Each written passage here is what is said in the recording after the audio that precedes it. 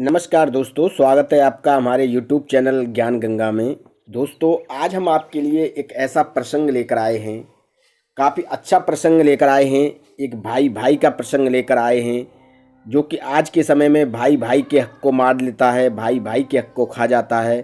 तो ऐसी कहानी, ऐसा प्रसंग आपके बीच हम लेकर आए हैं, जो काफ़ी ज्ञान देगा आपको। काफ़ी मोटिवेशनल कहानी है ये दोस्तों। इसके अलावा दोस्तों, कुछ लोग हमारी कहानियों को मनगढ़ंत समझते हैं, बकवास समझते हैं। हमारी कहानी कोई मनगढ़ंत नहीं होती है, कोई बकवास नहीं होती है। हमारी कहानी वेद पुराण शास्त्रों से ली गई होती हैं।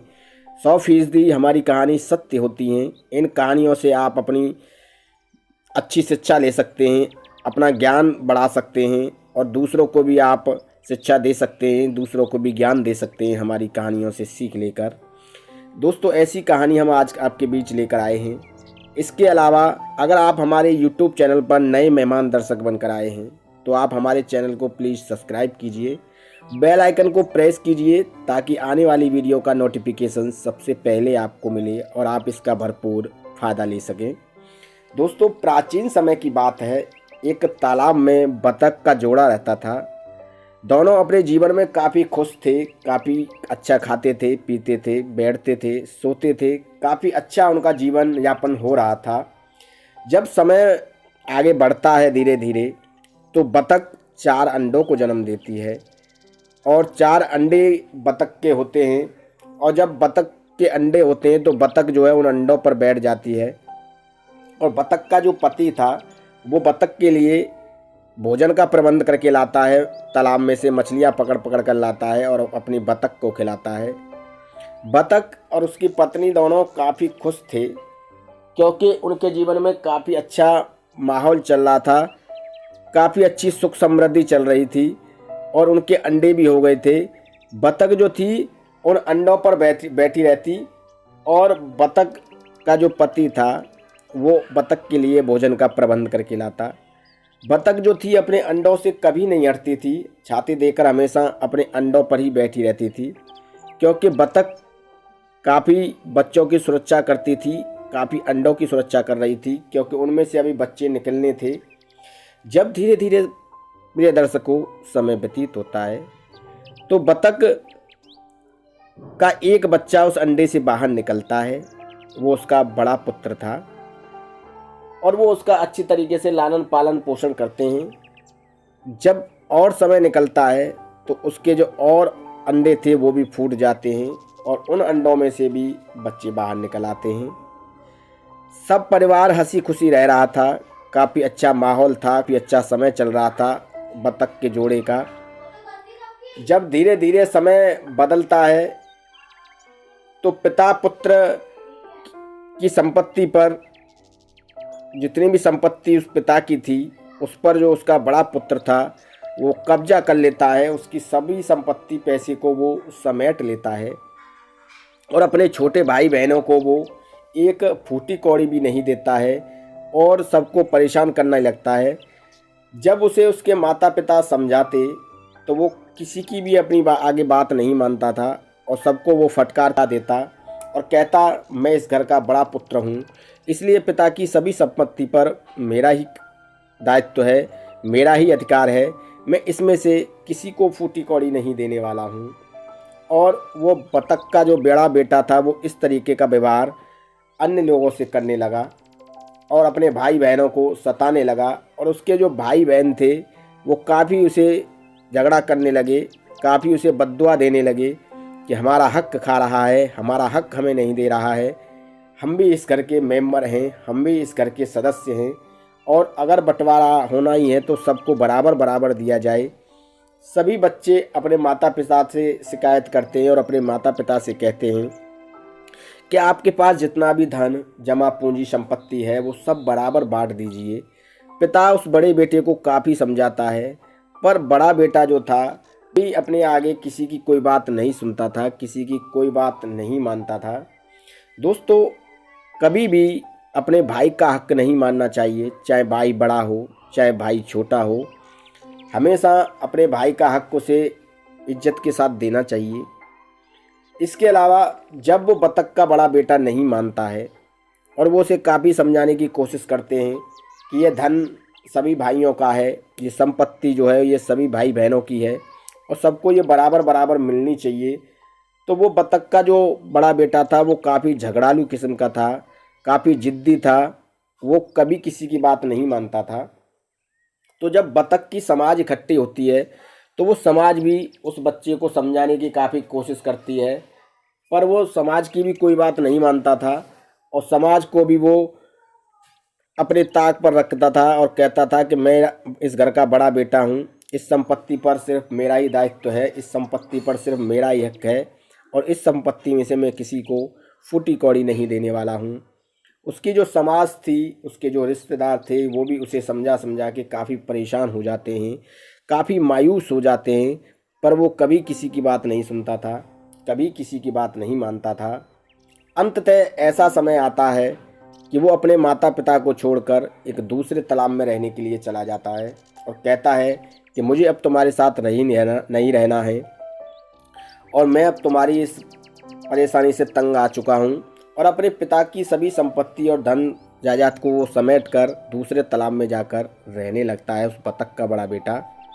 दोस्तों, कहते हैं किसी का हक मारना बुरी बात है, किसी भाई बहन का हक नहीं मानना चाहिए। जब समय व्यतीत होता है धीरे धीरे तो एक समय उस बतख के बेटे पर ऐसा आ जाता है, क्योंकि जो बतख के माता पिता थे उनकी भी स्थिति काफ़ी ख़राब हो चुकी थी। बतख के जो बेटा माता पिता थे उनकी भी स्थिति काफ़ी ख़राब हो जाती है। उनके भाई बहन की भी दाने दाने के लिए मोहताज हो जाते हैं, क्योंकि बतख का जो बड़ा बेटा था वो सबको समेट कर अपने साथ ले गया था और किसी को भी उसने एक फूटी कौड़ी नहीं दी थी और सब एक एक दाने के लिए मोहताज हो जाते हैं, एक एक पैसे के लिए मोहताज हो जाते हैं। समाज भी उनसे अलग हो जाती है, क्योंकि समाज कब तक किसी की मदद करती और कब तक कोई किसी का सहारा बनता और कब तक कोई किसी को सहारा देता। प्रिय दर्शकों, जब समय आगे बढ़ता है तो एक समय उस बतख के बेटे पर भी ऐसा आ जाता है कि धीरे धीरे उसके जो पिता की जमा पूंजी थी वो ख़त्म होने लगती है और ख़त्म होते होते वो एक दिन सब कुछ ख़त्म हो जाती है और वो भी एक एक दाने के लिए अब मोहताज हो जाता है, परेशान होने लगता है और काफ़ी बुरी स्थिति उसकी हो जाती है।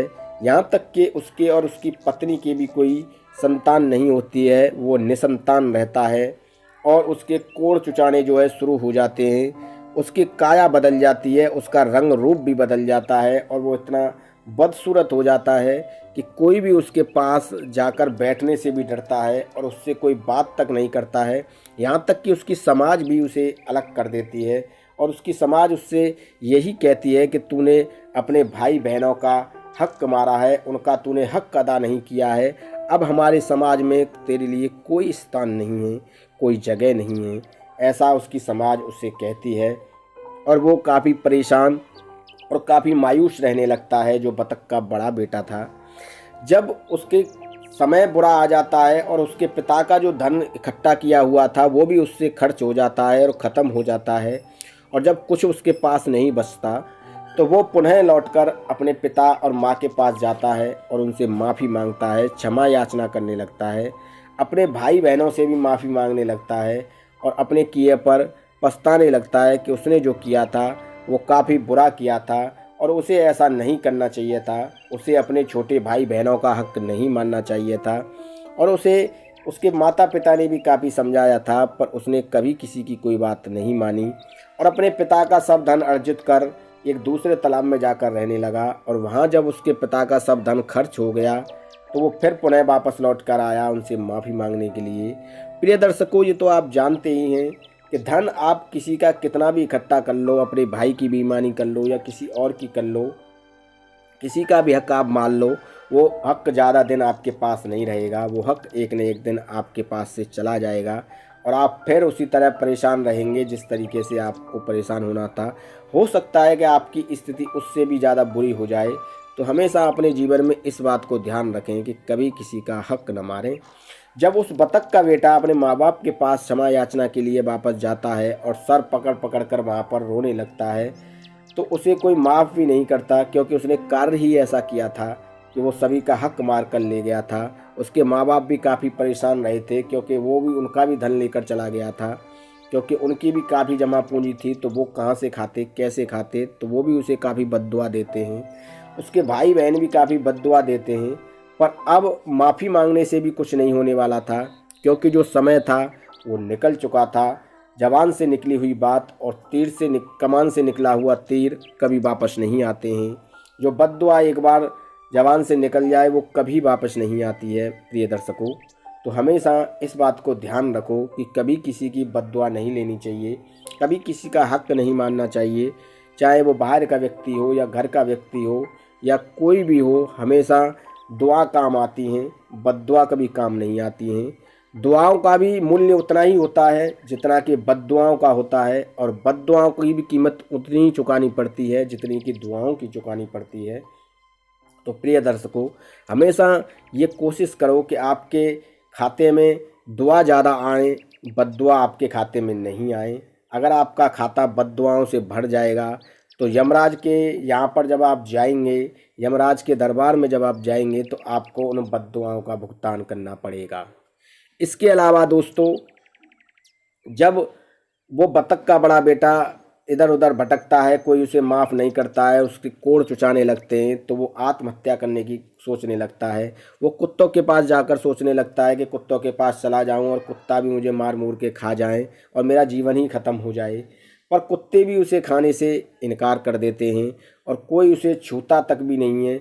और उसकी जो काया थी, जो सुंदर था वो बतख का बेटा, सफ़ेद रंग का, काफ़ी सुशील और सुंदर था, उसकी काया बिल्कुल कोड़ी जैसी हो जाती है, उसके काफ़ी कोड़ चुचाने लग जाते हैं और अंततः वो इस स्थिति में आ जाता है कि कोई उसके पास न जाना चाहता था, न उसे कोई खाना चाहता था और ना ही उससे कोई बात करना चाहता था। उसके सगे संबंधी, मित्र, समाज, उसके परिवार वाले, उसके भाई बहन सब उसका साथ छोड़ देते हैं। कोई उससे बात तक करने के लिए राजी नहीं था, क्योंकि मित्रों उसने कार्य ही ऐसा किया था कि उसने अपने भाई बहनों का हक मारा था, अपने भाई बहनों को उसने सताया था। अपने पिता की जो संपूर्ण संपत्ति थी, उस संपत्ति पर उसने अपना अधिकार जमा लिया था और किसी को वो 1 रुपया देना नहीं चाहता था। तो मित्रों, ये कहानी हमें काफ़ी अच्छी प्रेरणा देकर जाती है और ये कहानी हमें यही सिखाती है कि हमें हमेशा अपने धर्म, नियम, कर्म पर रहना चाहिए। हमें किसी का हक नहीं मानना चाहिए, चाहे वो हमारे बड़े भाई का हक हो या छोटे भाई का हक हो। हमें हमेशा अपने दायरे में ही काम करना चाहिए, हमें हमेशा अपने दायरे में ही रहना चाहिए, हमें हमेशा अपनी मर्यादा में ही रहना चाहिए। तभी हमारा जीवन सफल हो सकता है। अगर हम किसी का हक मारेंगे, किसी का खाएंगे, किसी के हक को खाएंगे, तो हमारा जीवन कभी धन्य नहीं होगा, हमारा जीवन कभी सफल नहीं होगा, हम अपने जीवन में कभी सफल नहीं हो सकते हैं। तो दोस्तों, ये काफ़ी अच्छी प्रेरणादायक कहानी मैंने आपको इस वीडियो में बताई है और इस वीडियो में बताई गई कहानी से आप काफ़ी अच्छी प्रेरणा लेंगे और इस कहानी को आप अपने पास पड़ोसियों को भी शेयर करेंगे, अपने बच्चों को भी सिखाएंगे, अपने रिश्तेदारों को भी सिखाएंगे, ताकि वो इस कहानी से काफ़ी अच्छी प्रेरणा लें और अपने समाज में अपने लिए एक स्थान बना सकें और अपने समाज में अपने किसी बड़े भाई का वो हक न खाएं और सर उठाकर अपने समाज में जीने लायक रहें और कभी जैसी उस बतख के बेटे की हालत हो गई थी ऐसी उनकी न होने पाए। दोस्तों, अगर आप हमारे चैनल पर नए मेहमान दर्शक बनकर आए हैं तो आप हमारे चैनल को सब्सक्राइब कीजिए, बेल आइकन को प्रेस कीजिए ताकि आने वाली वीडियो का नोटिफिकेशन सबसे पहले आपको मिले और आप इस तरह की वीडियो का भरपूर फ़ायदा उठा सकें और इस तरह की ज्ञानवर्धक वीडियो आप हमारे चैनल पर प्रतिदिन देखते रहें। इस तरह की वीडियो हम आपके लिए लाते रहेंगे। नमस्कार।